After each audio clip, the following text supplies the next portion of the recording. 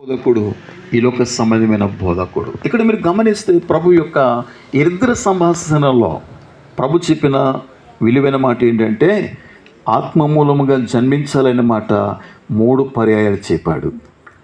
శరీరం మూలముగా జన్మించటం అనే మాట ఒక్క పర్యాయమే మాట్లాడాడు ప్రభు వారు. దేవుని స్తోత్రం. ఒకసారి 5వ వచనం జ్ఞాపకం చేస్తారా?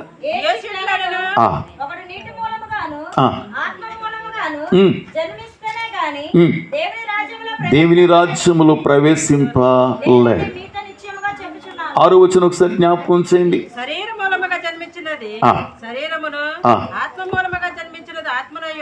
ఎనిమిదవ వచనం ఒకసారి జ్ఞాపకం చేయండి.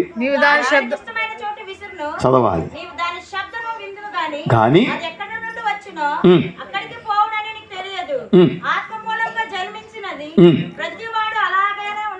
చాలు గమనించారు. ఇక్కడ ఈ భాగంలో 3 పర్యాయాలు ఆత్మ మూలముగా జన్మించాలని ప్రభువు మాట్లాడారు. దేవుని స్తోత్రం. ఎందుకు ఆత్మ మూలంగా జన్మించాలి?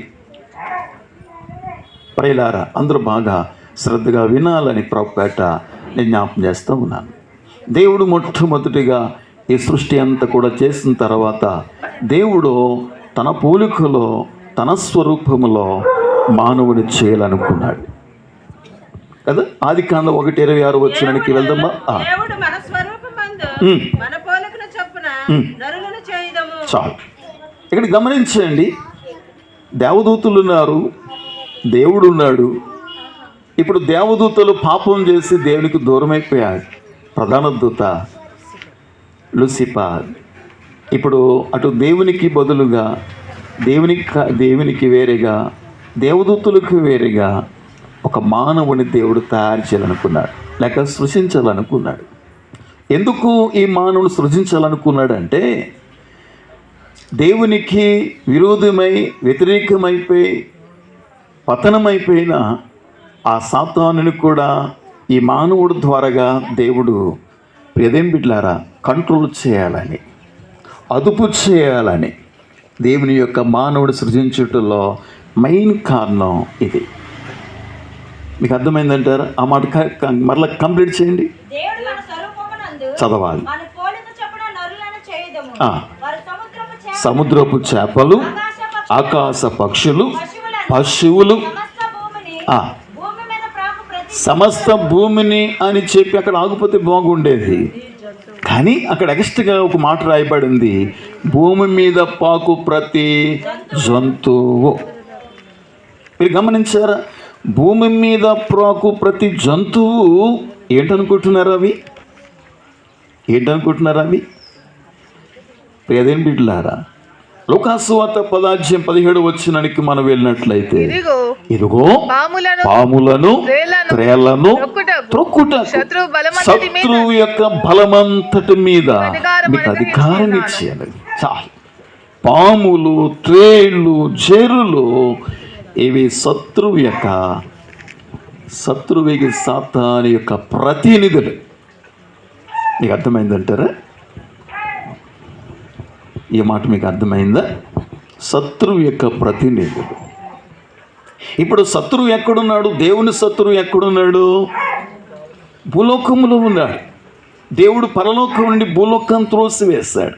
అది మీకు అర్థం కావాలంటే యెషయా గ్రంథం 14:13-14 వచ్చిన ఒకసారి జ్ఞాపకం చేస్తారు. ఆకాశమునికి ఎక్కిపోయేదను, నక్షత్రములకు పైగా నా సింహాసనం హెచ్చించుకుందును, ఉత్తర దిక్కునున్న సభాపర్వతం మీద కూర్చుందును, మేఘమండలం మీదకి ఎక్కుదును, మహోన్నతునితో నేను సమానముగా చేసుకుందును అని నీ మనసులో అనుకుంటేవి కదా, త్రోయబడితేవి. చాలు. చూసారా? దేవుడు సృష్టించిన దేవదూతలలో ఒక దూత లేక ప్రధాన దూత దేవునిపై తిరుగుబాటు చేసి పతనమైపోయాడు. పతనం అనేది లోకములోనికి రాకపూర్వమే ఆ పాపం అనేది ఎక్కడ జరిగిందంటే పరలోకములో దేవుని దగ్గర జరిగింది. మీరు బాగా గమనించాలి. దేవుడు ఎప్పుడైతే పరలోకము నుండి ఈ ప్రధాన దూత అయినటువంటి లూసిఫర్ని దేవుడు త్రోసివేశాడో, ఈ లూసిఫర్తో పాటు 3వ వంతు దూతలను భూమి మీదకి తీసుకొచ్చేసాడు సాతానుడు. తీసుకొచ్చేసి ఏం చేస్తాడో తెలుసా మీకు? ఈ దేవుడు సృష్టించిన సృష్టి అంతటిని కూడా పూర్తిగా నాశనం చేశాడు. అది మీకు ఒకసారి ఆదికాండం 1:1 ఒకసారి వెళ్తారా? ఆది యందు దేవుడు భూమి ఆకాశములను సృజించెను. చెప్పాలి అంటే మన వెంటనే భూమి నిరాకారముగాను శూన్యంగాను ఉండినని కలిపేస్తాం మనం. అది కానే కాదు. మొదటి మాటికి రెండో మాటికి ఎన్ని సంవత్సరాల గ్యాప్ ఉందో నాకు తెలియదు, కానీ చాలా గ్యాప్ ఉంది అక్కడ. అది మీరు ఎలా చెప్పగలుగుతున్నారని పాస్టర్ గారు ఒకవేళ మీరు నన్ను ప్రశ్న అడగవచ్చు. దేవుడు ఏదైనా చేస్తే పరిపూర్ణంగా చేస్తాడు, కానీ అసంపూర్ణంగా చేయడు. నీకు అర్థమైందా? ఎందుకు దేవుడు భూమి ఆకాశంలో చేయాలనుకున్నాడు? నిరాకారముగా శూన్యంగా ఉండాలని చేయాలనుకున్నాడా? కానీ కాదు. యెషయా గ్రంథం 45:18 మీరు వెళ్తే ఆకాశములకు భూమిని కలగజేసి సిద్ధపరిచి స్థిరపరిచి నిరాకారముగా ఉండునట్లు ఆయన దాన్ని సృజింపలేదు, నివాస స్థలముగా ఉండునట్లు ఆయన దానిని సృజించెను. ఇప్పుడు మీకు అర్థమైందా? మరి ఆదికాండం 1:1లో 1:2లో భూమి నిరాకారముగాను శూన్యంగాను ఉండనంటే అది దేవుని పని అంటారా, సాతాను పని అంటారా? మీరు చెప్పండి. ఒక్క నూనె మెత్తపట్లేదు ఏంటండి? ఇక్కడ లేరా? మీరు వినట్లేదా? ఎవరి పని అంటారు అది? ఖచ్చితంగా అది సాతాను పని. అంటే మానవుడిని దేవుడు సృష్టించక మునుపే దేవుడు మొదటగా సృష్టిని తయారు చేశాడు. ఈ సృష్టి అంతటిని కూడా చిన్న భిన్నం చేశాడు. పతనమైపోయిన దేవుడు త్రోసివేసిన ఈ సాతాను.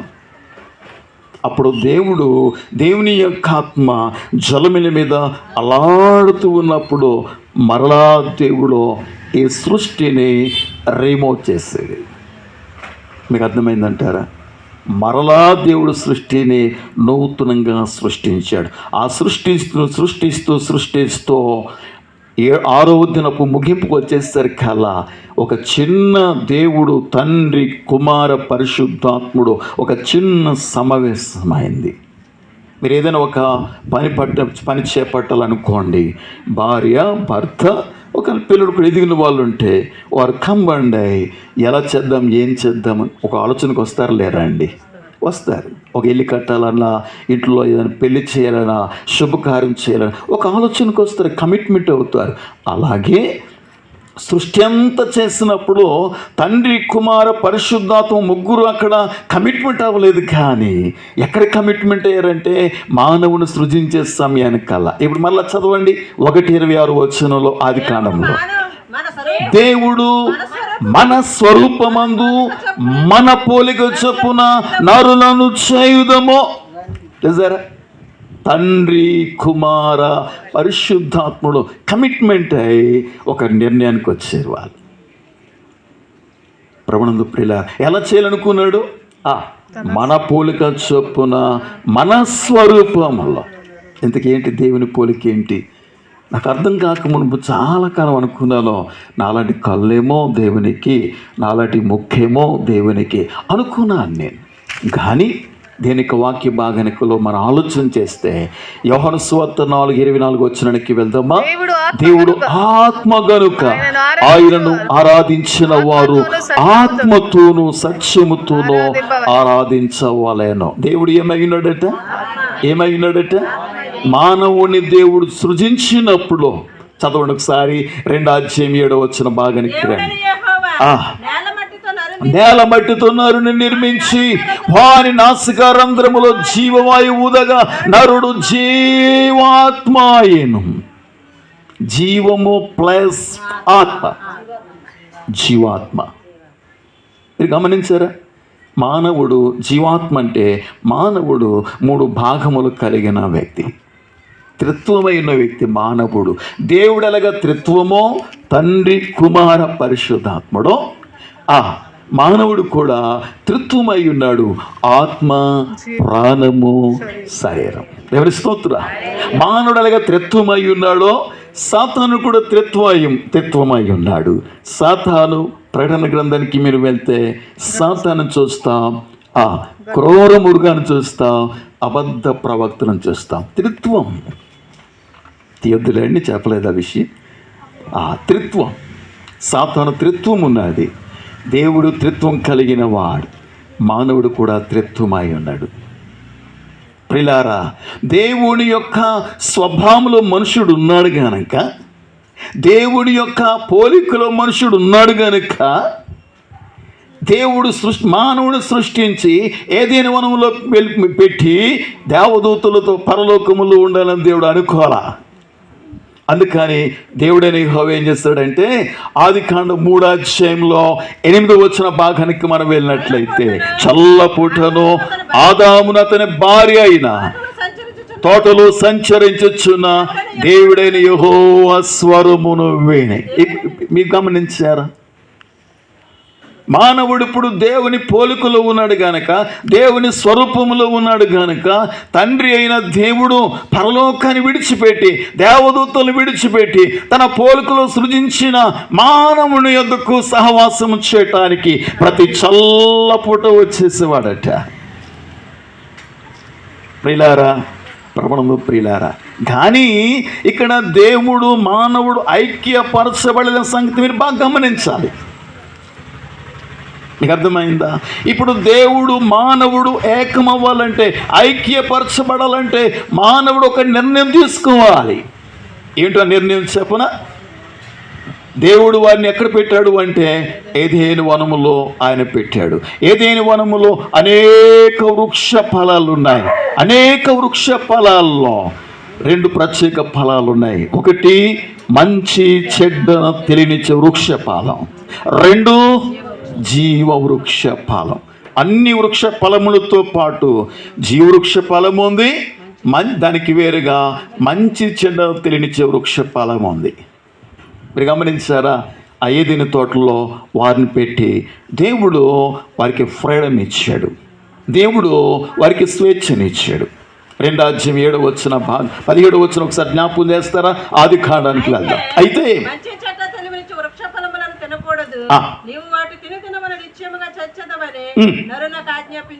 దాని కొంచెం పై మాట కూడా చాలు. దేవుడైన యెహోవా నరుని తీసుకొని ఏదైనా తోటను సేద్యపరచుటకును దాని కాచుటకును దానిలో ఉంచెను.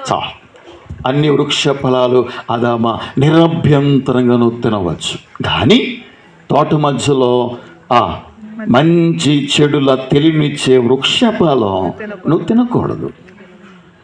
నువ్వు తినే దినమున నిశ్చయంగా నువ్వు చచ్చెదవు అని దేవుడు చెప్పాడు.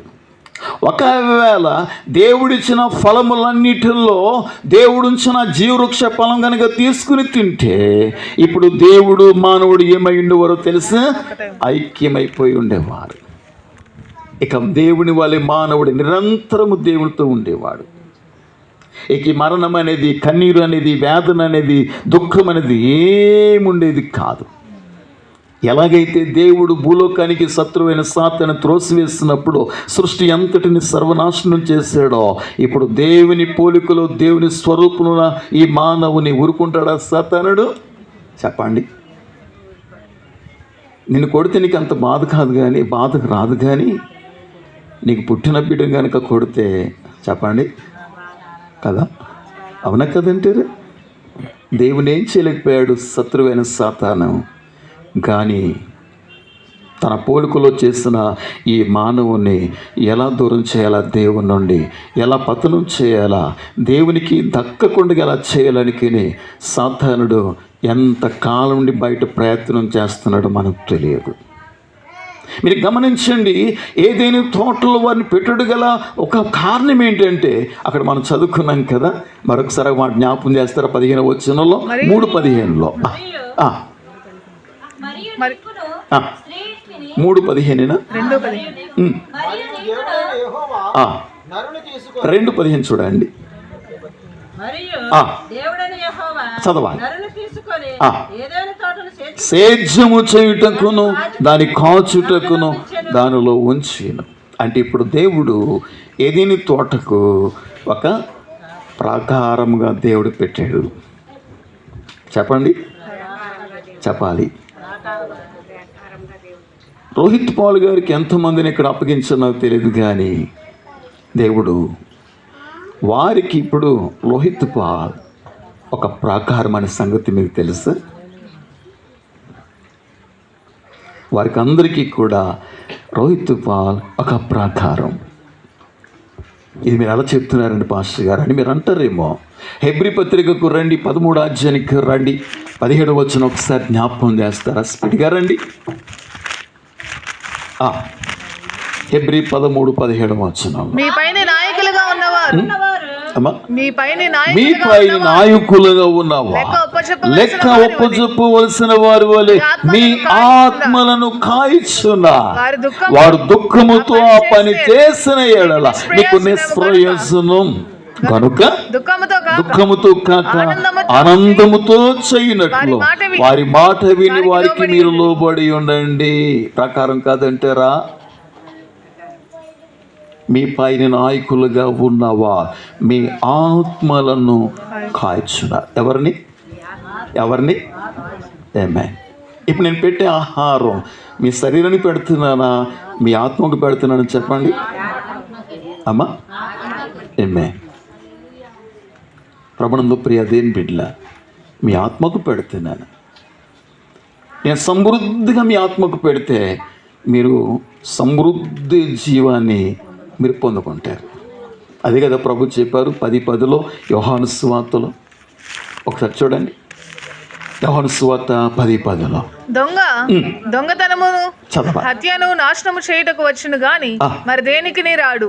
గొర్రెలకు జీవము కలుగుటకును సమృద్ధిగా కలుగుటకు వచ్చితినని. నాకు రాత్రి ఉండదు, పగలు ఉండదు ప్రభు సందులో గడపటానికి. ఎందుకో తెలుసా? నా బిడ్డలకి నేను సమృద్ధిగా పెట్టాలి, అవి పుష్టిగా ఉండాలి. అవసరమైతే శత్రువు వాటి మీదకి దాడి చేసినప్పుడు అవి ఎదిరించే వ్యక్తులుగా ఉండాలి. అంటే ఆ గొర్రెలకు సమృద్ధి ఆహారం పెట్టే బాధ్యత దేవుడు నా మీద పెట్టాడు. దేవుని స్తోత్రం. హల్లెలూయా. ప్రభునందు ప్రియులారా, ఒక ఇంట్లో ఒక పాము వస్తూ ఉంది. పాపం పైన రోగి ఉన్నాడు, చాలా దినాలుగా బలహీనంగా ఉన్నాడు, బతికే ఉన్నాడు, చనిపోవాలా. కానీ ఈ పామును కొట్టలేని స్థితిలో అలా చూస్తూ ఉంటుండగానే ఆ పాము వచ్చి వాడిని కాటేసేసింది. అంత సమయం తర్వాత నా స్నేహితుడు వచ్చాడో వాడిని పరామర్శించడానికి చూడడానికి. ఈ లోపల పాము అక్కడే ఉంది. వాడు నూరు కాల్చుతో చావు బ్రతుకులో ఉన్నాడు.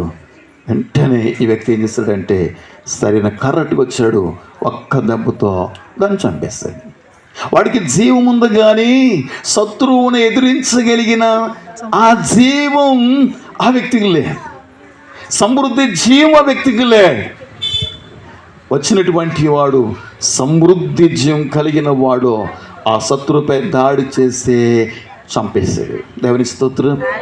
ఈ రోజున నువ్వు జీవం కలిగి ఉన్నావా? సమృద్ధి జీవాన్ని కలిగి ఉన్నావా? నీ ఆత్మకు సమృద్ధి జీవం కోరుకుంటున్నావా? నీ శరీరానికి సంతృష్టి కోరుకుంటున్నావా? నీ ఆత్మ సమృద్ధిగా ఉండాలంటే నీ శరీరం, పౌలు అంటాడు కదా, మా శరీరం కృషించుచున్నను మా అంతరంగ పురుషుడు దినం దినం దినం దినం నూతన పరచబడుచున్నాడు. దేవుని స్తోత్ర. హల్లెలూయా. అట్లాగా నూతన పరచబడుతున్నాడా నీ అంతరంగ పురుషుడు. నీ అంతరంగ పురుషుడు. దేవుడు ఏదైనా తోటను కాయుటకును సేద్యము చేయుటకును దేవుడు ఏదైనా తోటలో ప్రకారంగా పెట్టాడు. ఎందుకు కాయాలి చెప్పండి? ఎందుకు కాపలా పెట్టుకుంటారా అండి? ఎందుకని వాచ్మెన్ పెట్టుకుంటారా అండి? వాచ్మెన్ డబ్బులు ఇచ్చిని ఆమె శత్రువు ఉన్నాడు కనుక. అప్పటికే దేవుని శత్రువైన సాతాను తిరుగుతూ ఉన్నాడు కనుక ఈ భూలోకం మీద ఆదాముని దేవుడు ఏం చేస్తాడంటే ప్రాకారంగా పెట్టాడు. ఆదాము కాయటంలో విఫలుడైపోయాడండి. అందుకేనండి ప్రియులారా, అవ్వకంటే ఆదాంకి ఎక్కువ పనిష్మెంట్ అండి. ఎవరికి ఎక్కువ పనిష్మెంట్ అండి? స్త్రీలకి అంటారా, పురుషునికి అంటారా? ఆమె స్త్రీకి ఇచ్చిన పనిష్మెంట్ చెప్తారా? వేదనతో పిల్లలకు అంటారు. ప్రతి స్త్రీ బహుశా ఎంత దేవుని ఎరగిన వ్యక్తి అయినా, సృష్టికర్త అయినా, నిజం దేవుణ్ణి ఆ డెలివరీ టైంలో తలంచుకోకుండా ఉండదు అనుకుంటాను నేను. ప్రియులారా, ఇది ఈ అమ్మాయి పుట్టినప్పుడు మా పాస్టర్ గారు లోపల తీసుకురావడానికి ఎవరు లేరు. సరిగ్గా అదే టైంలో మా తమ్ముడు భార్య వచ్చింది. వాళ్ళు అడుగుతున్నారు, ఏమండి పేషెంట్ తీసుకురావాలండి అని. ఎవరు లేరా అన్నారు. పాపం ఏమడుగుతాను, కొత్తగా పెళ్ళి అయింది వాళ్ళకి. ఏమడుగుతాను అంటే, లేదు బావగారు మనం తీసుకొద్దని వస్తాను రాని బావగారు అన్నది. సరే ఉన్నారమ్మా వస్తామమ్మా అన్నారు. డైరెక్ట్గా ఆ డెలివరీ అయ్యే రూమ్లోకి తీసుకెళ్ళారు. ఆ రూమ్లో తీసుకెళ్తే ఆ రూమ్ అంతా కూడా ఎంత బ్లడ్ అయిపోయిందంటే నేను తట్టుకోలేకపోయాను. మార్చిపోయినట్టుగా అయిపోయింది. అప్పుడు నాకు అర్థమైంది, అమెరికాలో భార్య డెలివరీ అవుతేనంట భర్త దగ్గరే ఉంటాడట. ఆ బాధ అంతా భర్త చూస్తాడంట. అందుకే అమెరికన్ విదేశాల నుంచి ఎవరైనా వస్తే భార్యలు మొయ్యరు, పురుషులే ఇటో బ్యాగ్ అటో బ్యాగ్, ఇటో చేతో అటో చేతో వాళ్ళు పట్టుకుని వెళ్తారు. ఆ రోజు చూస్తే నేను ఒక జన్మనివ్వటానికి తల్లి ఇంత వేదన పడుతుందా, ఇంత రక్తం చిందిస్తుందా అని ఆ రోజు నేను నేరుగా చూడగలిగాను. ఆ డెలివరీ టైం మాత్రమే. కానీ పురుషుడికైతే నీ యొక్క ముఖపు చెమట నేల మీద పడితేనే కానీ నీ బ్రతుకు దినములన్నీ దాని పంట తిందువు అన్నాడు. చెప్పండి, ఎవరు పనిష్మెంట్ ఎక్కువ అంటారు? ఎందుకని ఆదామును ప్రాకారంగా పెట్టాడు. తన భార్య ఎక్కడికి వెళ్తుందో కూడా చూసుకోవాల్సిన బాధ్యత ఆదాము మీద ఉంది. బహుశా ఎక్కడ నిర్లక్ష్యంగా ఉన్నాడో, ఎక్కడ అపవాది లోపలికి వచ్చేసాడో దానంతటికి కారణం ఆదామే గనుక. వచ్చినప్పుడు చూడండి, పురుషులు ఏమనుకుంటారంటే, నా భార్య ప్రార్థనకి వెళ్తుంది, పర్వాలా చక్కగా ప్రార్థన సహవాసాలు ఉంటుంది, నాకంటే ఎక్కువ ప్రార్థన చేస్తుందని చెప్పి చాలామంది పురుషులు తప్పించుకుంటారో భార్యలకు అప్పగించేస్తూ ఉంటారు. తిన్నది అవ్వే, పాపం చేసింది అవ్వే, సాతానికి లొంగిపోయింది అవ్వే. కానీ దేవుడు పిలిచినప్పుడు మాత్రం ఆదామా నీవెక్కడూ ఉన్నావు అని దేవుడు అడగల కారణం ఏంటంటే, ప్రతి ఒక్క ఇంటికి పురుషుడు ప్రియదేమిళ్ళారా అధిపతి, నాయకుడు, యజమాని. ఒక కుటుంబం పతనమైనదంటే దానికి కారణం భార్య కాదు, పురుషుడే. అందుకే ఈ మాట ప్రభు జ్ఞాపకం చేస్తా. 1 పేతురు పత్రిక 3వ అధ్యాయంలో 7వ వచనం ఒకసారి జ్ఞాపకం చేస్తారా? చదువు ఒకసారి. పురుషులారా జీవమను కృపావరములో మీ భార్యలు మీతో పాలువారి ఉన్నారని ఎరిగి ఎక్కువ బలహీనమైన ఘటమని భార్యను సన్మానించి మీ ప్రార్థనలకు అభ్యంతరము కలగకుండా జ్ఞానము చెప్పున వారితో కాపురము చేయండి. దేవుని స్తోత్రం. ప్రియులారా, గమనించారా? ఎవరు ప్రార్థన చేయమన్నాడు? స్త్రీనా పురుషుడా? ఎవరు ప్రార్థన చేయమన్నారు? దేవుని బిడ్డ. మీకు మీరుగా తృప్తి పడిపోకండి. మీ భర్తలను కూడా బలవంతంగా లాగాలి, ప్రభులోకి తీసుకురావాలి, ప్రభులోకి నడిపించాలి. మీకు తిండి ఇచ్చి, మంచి వస్త్రాలు ఇచ్చి, మంచి బట్టలు ఇచ్చి, మంచి ఇంతగా వారు మిమ్మల్ని కాస్తున్నప్పుడు, ఇంతగా మేము ప్రేమిస్తున్నప్పుడు నువ్వు పరలోక రాజ్యానికి వెళ్ళిపోయి నీ భర్త నరకానికి వెళ్తే నువ్వు భరించగలవా? దేవుని బిడ్డ. కాబట్టి దయచేసి వారి కోసం కూడా కన్నీరుతో ప్రార్థించి ప్రభు దగ్గరికి తీసుకురావలసిన ఆ బాధ్యత మీకు కూడా చాలా ఉందనే విషయాన్ని పరిశుద్ధాత్ముడికి వాక్యముల ద్వారా మనకి తెలియజేస్తూ ఉన్నాడు.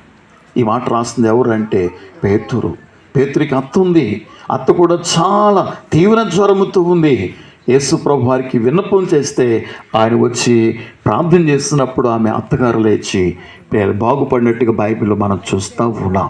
భార్య గురించి రాయబడలేదు, గారి అత్తగారి గురించి మాత్రం పరిశుద్ధ గ్రంథంలో మనం చదువుతాం. ఏది ఏమైనా ప్రియదేం బిడ్డ, జీవం అనే కృపావరములో మీ భార్యలు మీతో పాలువారై ఉన్నారని ఎరిగి ఎక్కువ బలహీనమైన ఘట్టమని భార్యను సన్మానించి మీ ప్రార్థనలకు అభ్యంతరము కలగకుండా జ్ఞానము చెప్పిన వాటితో కాపురం చేయవలసిన ఈ బాధ్యత దేవుడు పురుషునికి ఇచ్చాడు. ప్రియదేం బిడ్డ.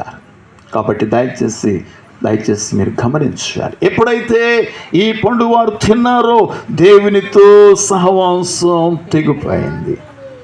ఎందుకు తెగిపోయింది దేవునితో సహవాసం? చెప్పగలరా? దేవునితో సహవాసం ఎందుకు తెగిపోయింది? దేవునితో సహవాసము చేసే మొగుడు అనుకోండి, ఎగ్జాంపుల్, వాడు నోటు మాటలు వస్తాయంటారా? అలాగని చెప్పి నోరు లేదంటారా? నోరు ఉంది, కానీ ఆ యొక్క స్వరపేటికి ఏమైందంటే మరణించిందని చెప్పచ్చు. ఇక్కడ ప్రియులు గమనించండి, ఆదాము అవ్వలు దేవునితో సహవాసం ఆగిపోయిందంటే, ఆత్మీయంగా చనిపోయారంటే ఆయన ఆత్మ లేదని కాదు, ఆత్మలో వారు మరణించారు. ఆత్మలో మరణించారంటే దేవునితో, ఆత్మయున దేవునితో సహవాసము చేసే ఆ అవయవం మరణించింది. దేవుని స్తోత్రం, హల్లెలూయా. ప్రభునందు ప్రియులారా, అక్కడ నుండి దేవునితో ఆదాముకి ఆవుకున్న సంబంధం కట్ అయిపోయింది. ఎప్పుడైతే కట్ అయిపోయిందో ఒకసారి చూద్దామా ఈ బైబిల్లో ఆదికాండం 5:3 రండి. ఆదాము 130 ఏండ్లు బ్రతికి చదవాలి. తన పోలికను తన స్వరూపము కుమారుని కానీ చేతు అని పేరు పెట్టెను. చేతును కని ఒకటి వచ్చిన చదువుతారా? ఆదాము వంశావళి గ్రంథం ఇదే.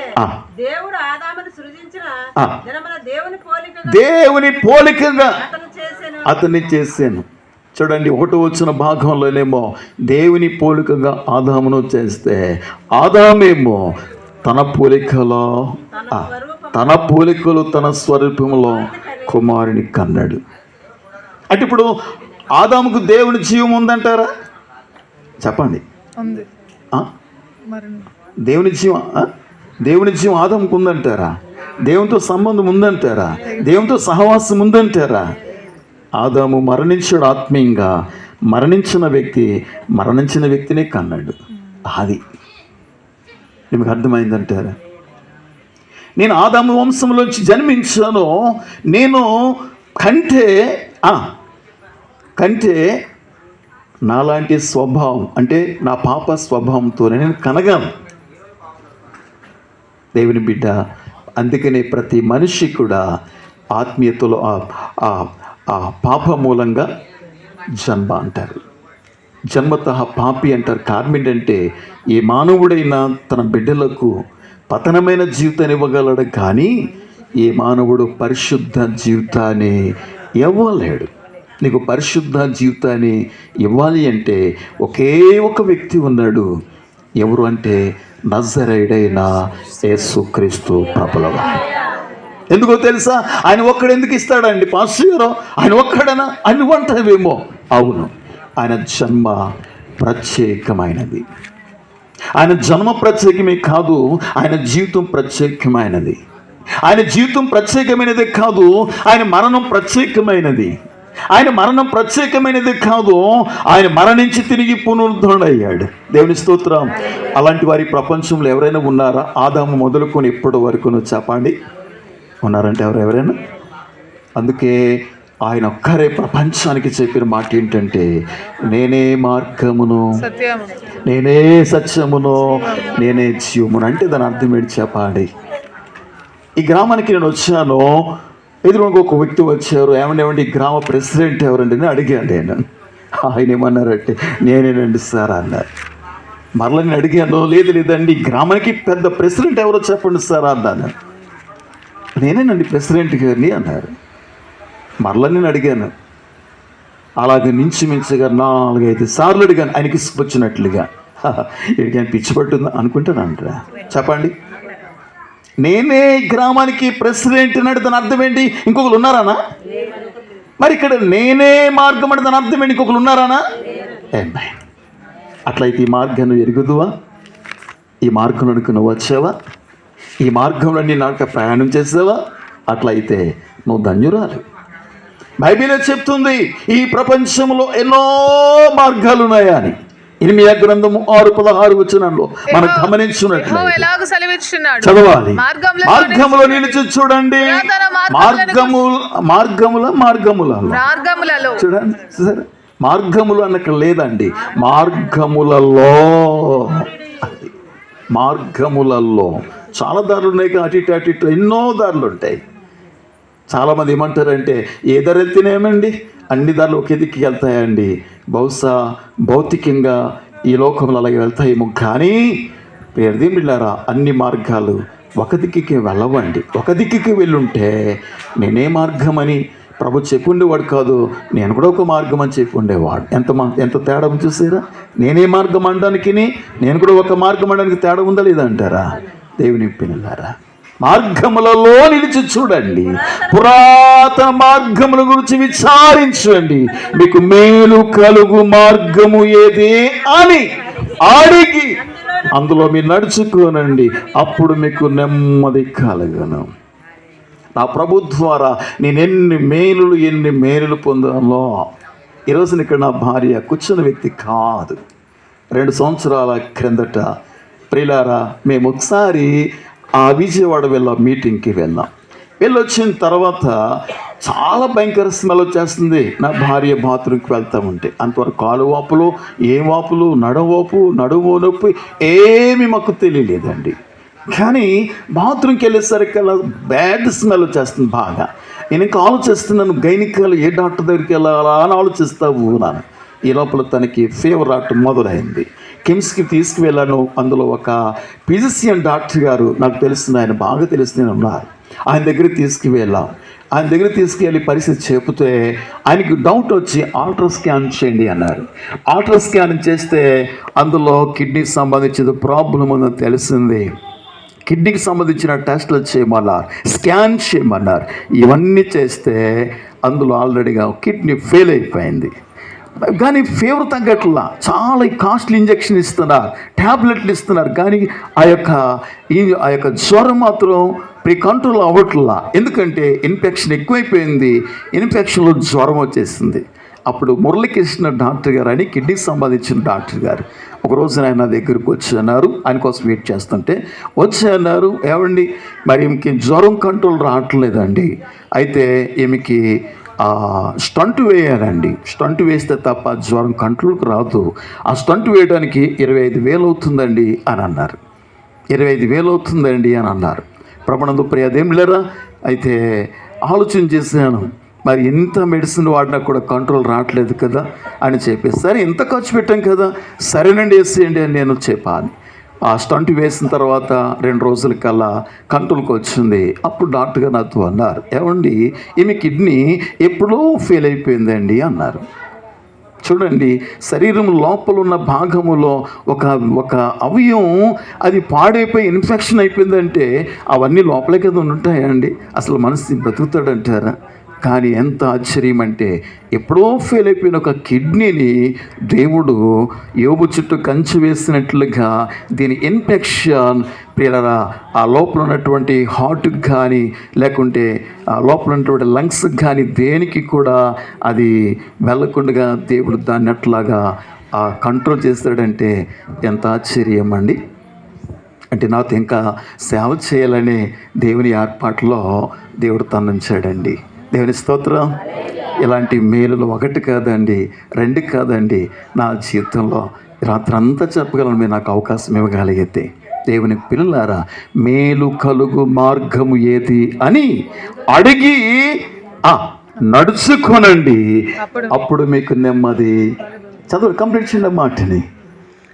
మేలు కలుగు మార్గము ఏది అని అడిగి అందులో నడుచుకోనండి, అప్పుడు మీకు నెమ్మది కలుగును. సోదరుడా, ఈ రోజున నీకు నెమ్మది ఉందా?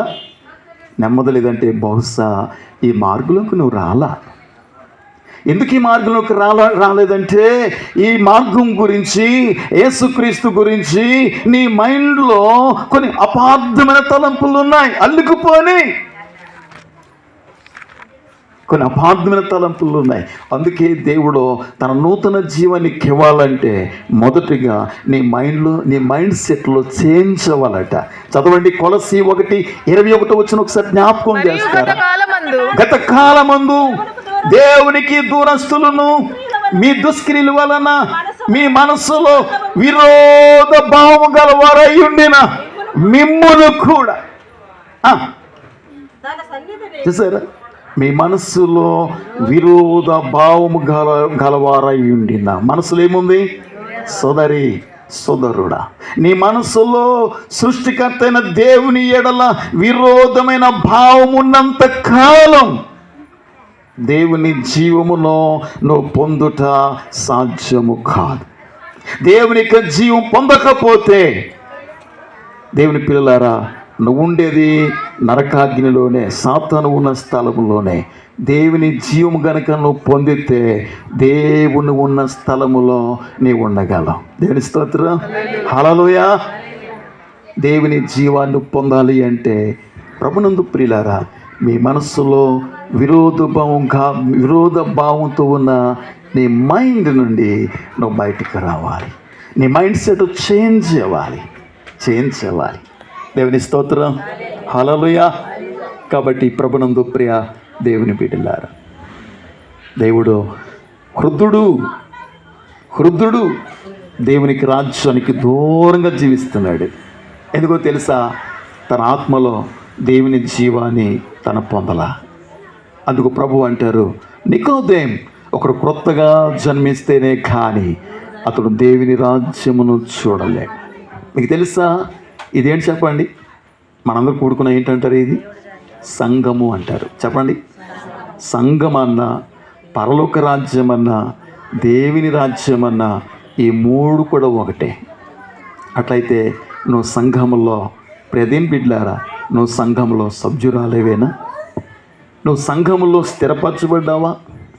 నువ్వు సంఘములో ఉన్నావు అంటే లోకము నుండి నువ్వు బయటికి వస్తేనే, లోకానికి నువ్వు స్వస్తి చెప్పి నువ్వు బయటికి రాగలిగితేనే. ఒక్కొక్క మాట చెప్పాలి అంటే ఇది ఒక రాజ్యం, లోకం ఒక రాజ్యం. ఈ దేవుని రాజ్యంలోనికి నువ్వు రావాలంటే లోక రాజ్యానికి నువ్వు స్వస్తి చెప్పాలి. లోక రాజ్యానికి నీవు పూర్తిగా మరణించాలి. దేవుని స్తోత్రం. ఒక మాట జ్ఞాపకం చేసి నేను ముగించిన రోమపత్రికకు వెళ్దాం. రోమపత్రిక 6వ అధ్యాయంలో 2-3 వచనాలు ఒకసారి జ్ఞాపకం. అట్లనరాదు, పాపం విషయమే చనిపోయిన మనము ఇక మీదట ఎలాగు దానిలో జీవించుదుము. క్రీస్తు యేసులోనికి బాప్తిస్మం పొందిన మనమందరం ఆయన మరణములోనికి బాప్తిస్మం పొందితిమని మీరెరగారా? కాబట్టి తండ్రి మహిమ వలన క్రీస్తు మృతులలో నుండి ఎలాగూ లేపబడెనో అలాగే మనమును నూతన జీవం పొందిన వారమై నడుచుకొనున్నట్లు. నూతన జీవం పొందిన వారమై నడుచుకొనున్నట్లు. ఎందుకు చాలా మంది ప్రభు కొరకు నడుచుకోలేరు? ఎందుకు ప్రభు కొరకు సాక్షిగా ఉండలేరు? ఎందుకు చాలామంది 2 తలంపులతో ఉంటారు? కొంత లోకం, కొంత ప్రభు అన్నట్టుగా చాలామంది ఎందుకు జీవిస్తారు అంటే వారిలో జీవం ఉంది కానీ ప్రియరా, నూతన జీవం దేవుని జీవం పొందుకున్నారు కానీ ఆ జీవం పరిపక్వం చెందలా. దేవుని స్తోత్రం, హల్లెలూయా. చూడండి, మన ఇంట్లో పుట్టినటువంటి బిడ్డ నీకు ఎప్పుడు ఉపయోగపడతాడు? వాడు బాగా ఎదిగి యవనస్తుడై వాడికి కుటుంబం గురించిన అవగాహన వచ్చి, నా తండ్రి ఇంత కష్టపడుతున్నాడా, నా తల్లి ఇంత కష్టపడుతుందా, అట్లయితే వారికి ఏ విధంగా హెల్ప్ చేయాలి అని అనుకుని ఎప్పుడు అనుకుంటాడంటే వాడు ప్రియదిన మైండ్ సెట్ ఆ పరిపక్వతలోనికి ఆ వ్యక్తి వచ్చినప్పుడే. నువ్వు సంఘానికి ఎప్పుడు బాధ్యత వహించగలవో తెలుసా? సంఘంలో 2 రకాలైన మనుషులు ఉంటారా అండి? చెప్పనా? ఆ 2 రకాల మనుషులు ఎవరో? కొంతమంది భారం కలిగించేవారు, కొంతమంది భారం కలిగించేవారు, మరికొందరు భారాన్ని భరించేవారు. ఈ రాత్రి జ్ఞాపకం చేస్తున్నాను, నువ్వు భారం పెట్టే వ్యక్తిగా ఉన్నావా? భారమును నువ్వు తీసుకునే వ్యక్తిగా ఉన్నావా?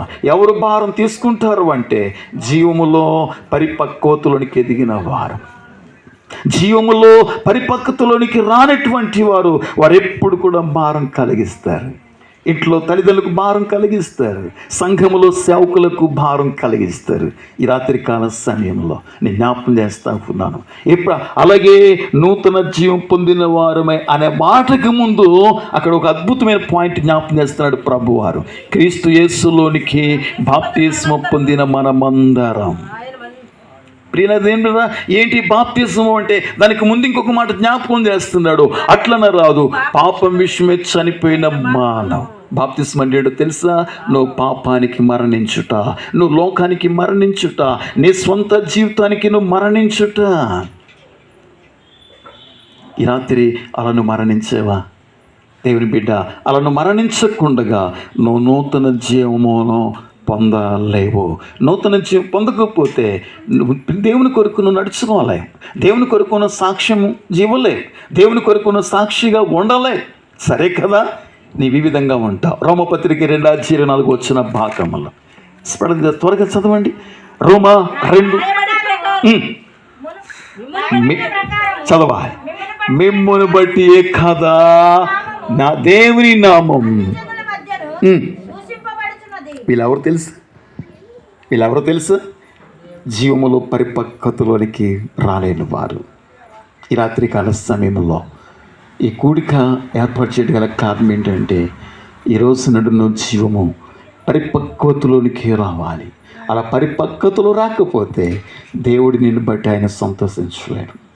ప్రియులారా, యేసు ప్రభువారు చూడండి, ఆయన 30 సంవత్సరాల వయసు వచ్చే వరకు కూడా ఎక్కడ జీవించడనేది బైబిల్లో మనం చూడడం. కానీ యెషయా భక్తుడు అద్భుతమైన మాట జ్ఞాపకం చేస్తాడు. యెషయా గ్రంథం 53:2 వచ్చిన ఒకసారి జ్ఞాపకం చేస్తారు. స్పీడ్గా చదవండి. 53:2 వచ్చిన బాగా. లేత మొక్క వలె, ఎండిన భూములు మొలిచిన మొక్క వలె అతడు ఆయన ఎదుట పెరిగేను. అతడు ఆయన ఎదుట పెరిగేను. చాలా మనకు కావాల్సిన పాయింట్. అతడు అనగా యేసుక్రీస్తు, ఆయన అనగా దేవుని ఎదుట, తండ్రి ఎదుట ఆయన పెరిగాను. ఈ రాత్రి నేను సూటిగా అడుగుతున్నాను, నువ్వు ఎక్కడ పెరుగుతున్నావు? నీ విలువైన సమయాన్ని ఎక్కడ గడుపుతున్నావు? నీ సహవాసం ఎక్కడ? ఎవరితో నీ సహవాసం? దాన్ని బట్టి నువ్వు ఆత్మలో పరిపక్వతలోకి ఎదగగలవా లేదు అనేది నీ సహవాసంపై ఆధారపడి ఉందనే విషయాన్ని ఈ రాత్రి నేను సూటిగా నీకు జ్ఞాపకం చేస్తూ ఉన్నాను. దేవుని పిల్లలారా, ఎప్పుడైతే ఆయన ఎదుట పెరిగాడో 30 సంవత్సరాల వయసు వచ్చినప్పుడు ఆయన కూడా యోర్దానదికి వెళ్ళాడు. యోర్దానదికి వెళ్ళి యోహాను చేత బాప్తిస్మం అడుగుతూ ఉన్నాడు. నాకు బాప్తిస్మం అని అడిగాడు. ప్రియా దేవుని బిడ్డలారా, ఎప్పుడైతే యోహాను బాప్తిస్మం ఇచ్చాడో, బాప్తిస్మం యొక్క ఉద్దేశం ఏంటో తెలుసా? ఇప్పుడు యేసుక్రీస్తు ఎవరో తెలుసా? ఒకవైపున ఆయన 100 పాళ్ళు ఆయన దేవుడు, దేవుని కుమారుడు. అదే సమయంలో ఆయన 100 పాళ్ళు ఆయన మానవుడు. మానవుడైన దేవుడు. ఎంత ఆశ్చర్యం! మీరు గమనించండి. ఆయన దేవుని కుమారుడుగా దేవుని చిత్తం నెరవేర్చడానికి ఈ లోకానికి వచ్చాడు. అదే సమయంలో ఆయనకు ఒక శరీరం ఉంది కనుక, ఆయన శరీరంతో పాటు ఆయనకు ఒక మనస్సు ఉంది కనుక, ఆయనకు ఒక చిత్తం ఉంది కనుక, ఆయనకు సొంత ఉద్దేశాలు ఉన్నాయి కనుక ఈ రెండింటి మధ్య మనం పెనుగులాడుతూ ఉంటాం. ఇది సులువుగా మీకు చెప్పాలంటే ఒక మాట చెప్పనివ్వండి. రాగరాగా 5 సంవత్సరాలు 10 సంవత్సరాలు అయిపోయింది. మీ అక్క సరిగ్గా నువ్వు ప్రిపేర్ అయిపోయి ఫ్యామిలీ అంతా కలిసి ఆరాధనకి వెళ్తూ ఉన్నారు. బ్యాగుతో అక్కడ నీ అక్క కనిపించింది. ఇంచుమించుగా 10 సంవత్సరాలు అయిపోయింది. రాగరాగం వస్తూ ఉంది. పరిశుద్ధాత్ముడు నిన్ను ప్రోత్సహిస్తున్నాడు, ఆరాధనకి వెళ్ళమ్మా అని. ఈ లోపల ఈ దుష్టుడు ఇంకొక విధంగా ఆమె ద్వారాగా నిన్ను ఏం చేస్తున్నాడంటే వెనకకు లాగడానికి ప్రోత్సహిస్తూ ఉన్నాడు. ఇప్పుడు మొగమాట కొంది. తను ఏమనుకుంటుందో, బంధువేగా, తను మాకు ఎన్నో మేలు చేసిందిగా, ప్రభువా నీకు స్తోత్రం అని చెప్పి నీ సొంత ఉద్దేశంతో నీ వెనకకు వెళ్ళిపోతావా? లేదా అక్క ఏమనుకోకండి, ఆరాధన టైం అయిపోయింది, ఇదిగో తాళాలు మీ చేతిలో పెడుతున్నాను, మీరు లోపలికి వెళ్ళి స్నానం చేసి మీరు ఉండండి, లేదంటే మాతో వచ్చేస్తానంటే మరి మంచిది, మరి మీరేమనుకుంటున్నారు అని తాళాలు ఇచ్చి వెళ్ళండి. మరల జీవితంలో నీ గుమ్మం ఎక్కకపోవచ్చు, కానీ అక్కడ ఎవరు సంతోషపడినట్లు చెప్పండి? ఎవరు సంతోషపడినట్లు? ఈ రెండింటి మధ్య ఎన్నిసార్లు మనం తలబడుతున్నామో తెలుసు. యేసయ్య ఒక మానవుడిగా తన సొంత ఇష్టం ఉంది, దేవుని కుమారుడుగా దేవుని చిత్తం ఉంది. ఈ రెండింటి మధ్య ఆయన తీసుకున్న నిర్ణయం ఏంటో చెప్పమంటారా? ఆయన కూడా ఒక మానవుడిగా యోర్దానదికి వెళ్ళి యోహాను చేత బాప్తిస్మం పొందినప్పుడు, పూర్తిగా ఆయన నీటిలోకి మునిగినప్పుడు, చదవండి ఒకసారి యోహాను సువార్త 6:38 వచ్చిన ఒకసారి జ్ఞాపకం చేస్తారా? 6:38 నా ఇష్టమును నెరవేర్చుకున్నట్టుకు రాలేదు, నా పంపిన వాని చిత్తం నెరవేర్చుటకే. ఆయన పంపిన చిత్తం నెరవేర్చాలి అంటే నీ సొంత ఇష్టం ఎప్పుడు కూడా అడ్డొస్తుంది. నీ సొంత ఇష్టం ఎప్పుడు కూడా ఆటంకం చేస్తుంది. ఏం చేస్తావు నీ సొంత ఇష్టాన్ని? యేసయ్య తన సొంత ఇష్టాన్ని చేస్తాడో తెలుసా? మరణం అనే బాప్తిస్మం అనే మరణంలోనికి దిగి సమాధిలోనికి దిగి సమాధి సమాప్తం చేసి తన సొంత ఇష్టాన్ని సమాప్తం చేసి దేవుని చిత్తాన్ని నెరవేర్చడానికి పైకి వచ్చినప్పుడు ఆకాశం చీల్చబడింది. తండ్రి అయిన దేవుడు మాట్లాడుతున్నాడు, ఈయనైనా ప్రియ కుమారుడు, ఈయన యందు నేను ఆనందించుచున్నాను. సోదరి సోదరుడా, నీ సొంత నిర్ణయానికి నువ్వు మరణించనంత కాలం నీ ద్వారాగా ఎప్పుడు కూడా తండ్రి అయిన దేవుడు ఆనందించడనే విషయాన్ని ఈ రాత్రి నేను సూటిగా నేను జ్ఞాపకం చేస్తూ ఉన్నాను. ఒక్క క్షణం ఆలోచించేద్దామా? తలలు వంచుదాం, కళ్ళు మూసుకుందాం. ఈ స్థలాన్ని